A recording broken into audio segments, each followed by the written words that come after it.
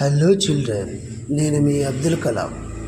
నేను 1931 అక్టోబర్ 15న తమిళనాడు రాష్ట్రంలోని చిన్న పట్టణం రామేశ్వరంలో జన్మించాను. నా తండ్రి జైనులుద్దీన్ ఓడల యజమాని. నా తల్లి ఆషియమ్మ దయగల గృహిణి.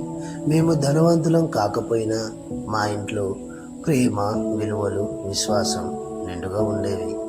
చిన్ననాటి నుండి నాకు విజ్ఞానం, ఆకాశం మీద ఆసక్తి ఎక్కువ.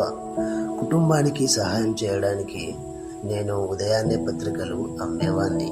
పాఠశాలలో బాగా చదివేవాడిని. మా గురువులు నాకు పెద్ద కలలు కనుమని ప్రోత్సహించేవారు. అందులో ఒకరు శివసుబ్రహ్మణ్య అయ్యర్. ఆయన మాటలు నాకు ఎప్పటికీ మరవలేనివి.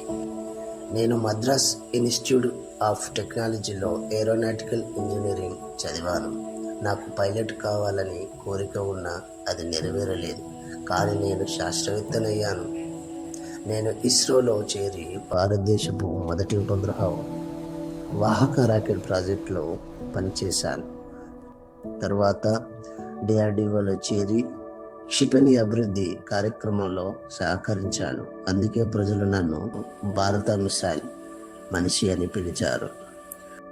2002లో ప్రజల ప్రేమతో నేను భారత 11వ రాష్ట్రపతి అయ్యాను.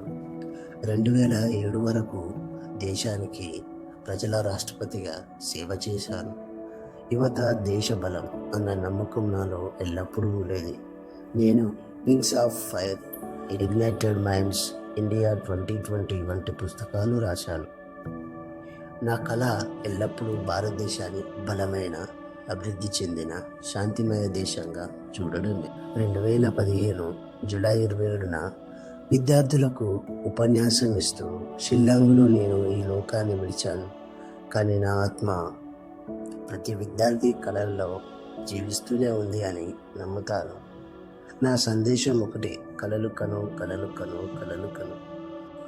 ఆ కళలు ఆలోచనలుగా మారుతాయి, ఆ ఆలోచనలు కార్యరూపం దాల్చుతాయి. జై హింద్.